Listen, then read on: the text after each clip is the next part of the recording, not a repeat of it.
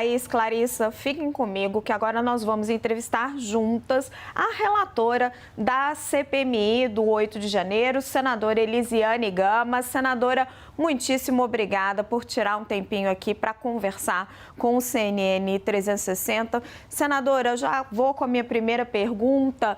Como é que está sendo costurado? Tem perspectiva de acordo? Dá para votar os requerimentos em bloco? Quem você, a senhora e o presidente Arthur Maia estão tentando convocar? Primeiramente, Raquel, satisfação falar mais uma vez com você. O presidente da CPMI, o Arthur Maia, ele tomou uma decisão de conduzir o que se refere à questão das sessões ordinárias, fruto de um acordo preliminar. Essa foi uma decisão que ele tomou e ele, como condutor dos trabalhos, naturalmente tem a sua estratégia. Ele optou por essa estratégia.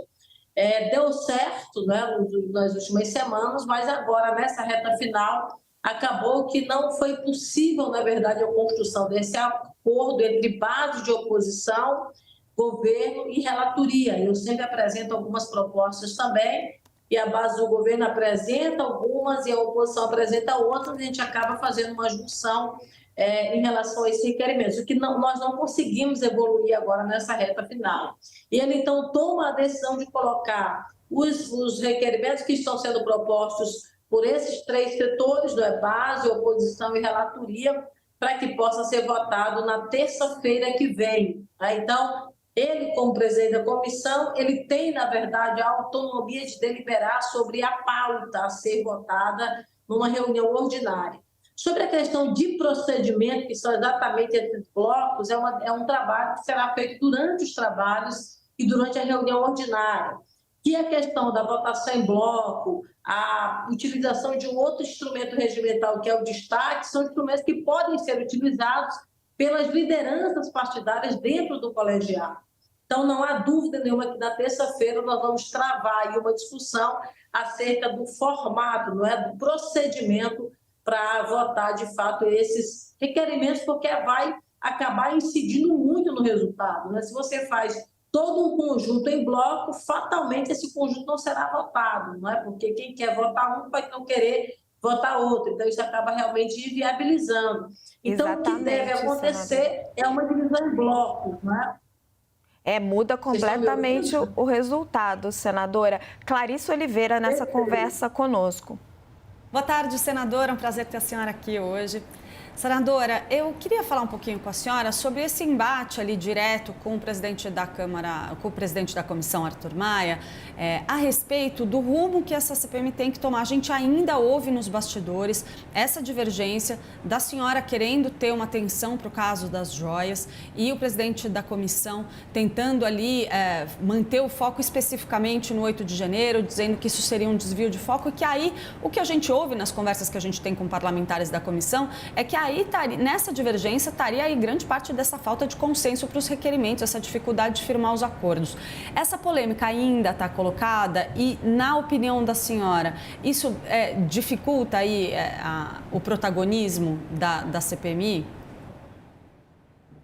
Olha, ao longo do processo da CPI, o que foi que aconteceu? A gente fez a solicitação de quebra de sigilo, sobretudo telemático, enquanto nós chegamos na ajudança de ordem, a gente viu ali claramente, a questão da comercialização das joias, Agora, dentro do aparelho celular do Mauro Cid, havia uma GLO, havia uma minuta de um golpe, E esse telefone dele também mostrava claramente uma conversa intensa com, inclusive, militares que faziam apologia ao golpe, faziam incentivo até uma pressão em relação à aplicação de um golpe no Brasil.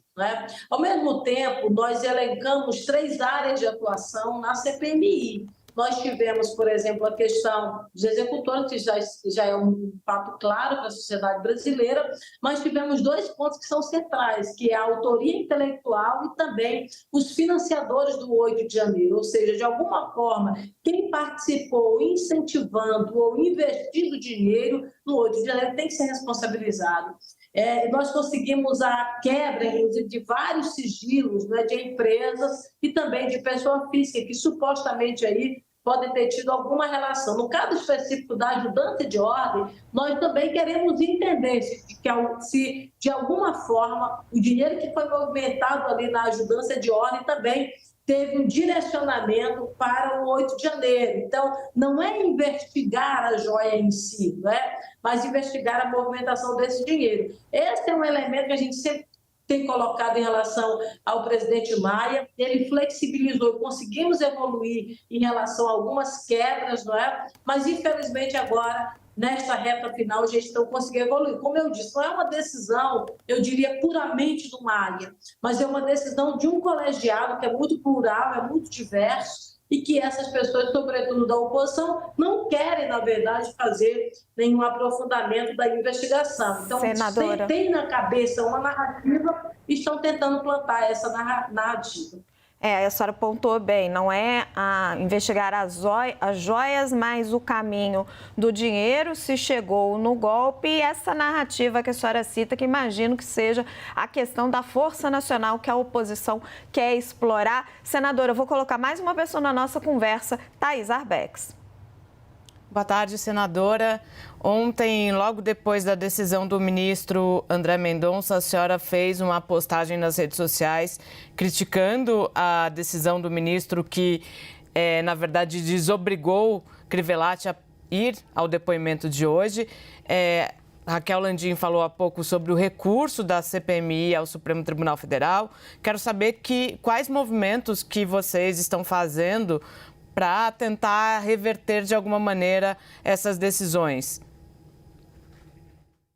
Olha, é muito lamentável o que aconteceu nas últimas decisões tomadas, não é? Aqui na CPMI, essa do Crivellati e da delegada, que também recebeu uma decisão ali por parte do ministro Cássio Nunes. Marília, né, então, a gente lamenta da Marília, exatamente, da delegada Marília, que era responsável por todo o serviço de inteligência, tanto do Ministério da Justiça, com Anderson Torres no governo anterior, quanto na Secretaria de Segurança Pública de Brasília, também com Anderson Torres. Ela, inclusive, foi autora lá daquele mapa onde se buscou saber a presença mais intensa de eleitores ligados ao ex-presidente Lula. Ela acabou não ouvindo na comissão. Veja o prejuízo, na verdade, que a gente sofre com uma decisão dessa natureza. Hoje nós temos também o Crivellati, que acabou não vindo a esta comissão, que tem uma movimentação financeira intensa, inclusive com pessoas que são investigadas, no caso específico aqui de milícias.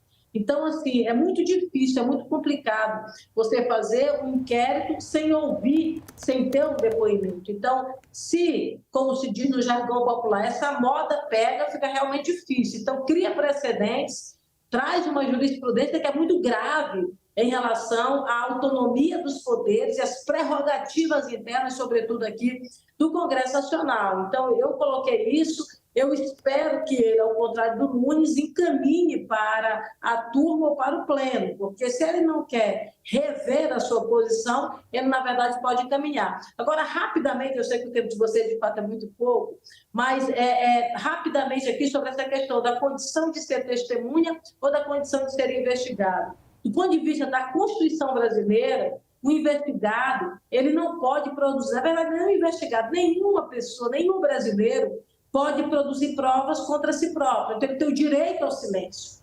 O investigado, quando ele vem à comissão, ele não faz aquele juramento, não é? De não fazer o falso testemunho exatamente porque ele é investigado. Mas no caso de testemunha, ele faz o juramento. Agora, ele não precisa necessariamente produzir provas contra si próprio. Isso é um elemento que dá a quem quer que seja, não é? Por mais que seja ministro do Supremo Tribunal Federal, uma ação de impedir a vinda na comissão. A CPI pode convocar, a CPI pode quebrar sigilo, a CPI pode, inclusive, fazer condução coercitiva de alguém que não se propõe, de fato, a vir a esta comissão. Então, é muito lamentável. Nós recorremos dessa decisão e eu espero que o ministro André possa rever a sua decisão em relação à não vinda do Crivellati. Senadora, para a gente fechar a nossa conversa, sabemos que está difícil o acordo lá na CPMI, mas quais são as chances da CPMI ainda ouvir Mauro Cid novamente,